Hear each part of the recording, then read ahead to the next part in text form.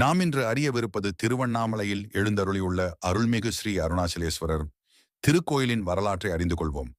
படைக்கும் கடவுளாகிய பிரம்மாவுக்கும் காக்கும் கடவுளாகிய திருமாலுக்கும் இருவரில் யார் பெரியவர்கள் என்று தமக்குள் சர்ச்சை ஏற்பட்டது.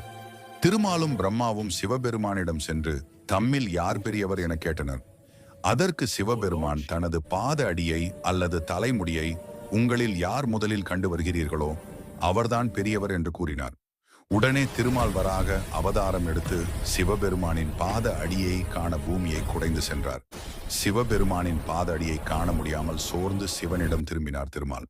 பிரம்மன் அன்னப்பறவையாக உருவெடுத்து சிவபெருமானது தலைமுடியை காண உயர பறந்து சென்றார்.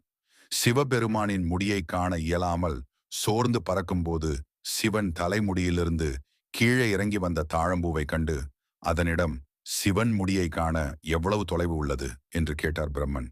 அதற்கு தாழம்பூ, நான் சிவனாரின் சடையிலிருந்து நழுவி 40,000 ஆண்டுகளாக கீழ் நோக்கி வந்து கொண்டிருக்கிறேன் என்று கூறியது.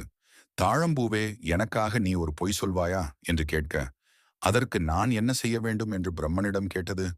தாழம்பூ அதற்கு பிரம்மன், நீ சிவபெருமானிடம் வந்து சிவபெருமானின் முடியை நான் கண்டதாக சாட்சி சொல்ல வேண்டும் என்று கூறினார். பிரம்மன் கேட்டுக்கொண்டதற்கு இணங்க தாழம்பூ பொய் சாட்சி சொல்ல சிவபெருமானின் முன்னின்று பிரம்மதேவன் சிவபெருமானின் முடியை கண்டதாக கூறியது.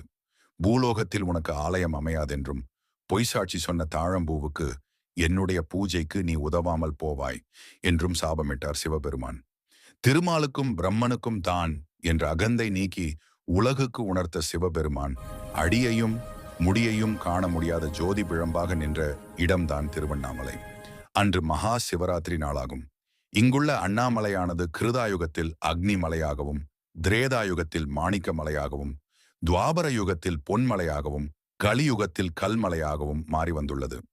ஜோதி பிழம்பாக இருந்த சிவபெருமானை திருமாலும் பிரம்மனும் பணிந்து பிரார்த்திக்க அவர்களின் பிரார்த்தனைக்கு இறங்கி சிவபெருமானே சிவலிங்க திருவுருவம் கொண்டு மலையின் அடிப்பாகத்தில் அமைந்துள்ள இடம்தான் அண்ணாமலை திருக்கோயில். ஒருமுறை உமாதேவியார் சிவபெருமானின் கண்களை தன் கையால் மூட உலகம் எங்கும் இருளாயிற்று. ஜீவராசிகள் இருளில் இன்னல்கள் அடைந்தன. சிவபெருமான் 3வது கண்ணை திறந்து ஒளி வழங்கினார். உமாதேவியார் செய்த இந்த பாவச் செயலை தீர்க்க வேண்டி காஞ்சி மாநகரத்தில் மணலை சிவலிங்கமாக அமைத்து பூஜை செய்து வந்தார். பூஜையின் பலனாக சிவபெருமான் பார்வதி தேவி முன் தோன்றி திருவண்ணாமலை சென்று தவம் செய்து தமது இடபாகம் பெறுமாறு அருளச் செய்தார். சிவபெருமான் கட்டளைப்படி பார்வதி தேவியார் திருவண்ணாமலைக்கு வந்து பவழக்குன்று மலையில் பர்ணசாலை அமைத்து கௌதம முனிவரின் உதவியால் தவம் செய்து வந்தார். அத்தவத்தை மகிடாசூரன் என்பவன் கெடுத்து வந்தான். தன் தவத்தை கொடுத்த மகிடாசூரனை வதம் செய்ய உமாதேவியார் துர்க்கையை அனுப்பினார். துர்காதேவி மகிடாசூரனை வதம் செய்தார்.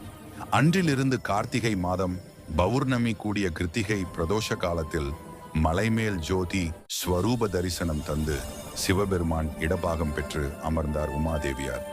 அதனை குறிக்கும் வகையில் கார்த்திகை தீபத்தன்று மாலை சரியாக 6 மணிக்கு மகா தீபமாக அர்த்தநாரீஸ்வர மூர்த்தி எழுந்தருளி இந்நாள் வரை மக்களுக்கு காட்சி கொடுக்கின்றார்.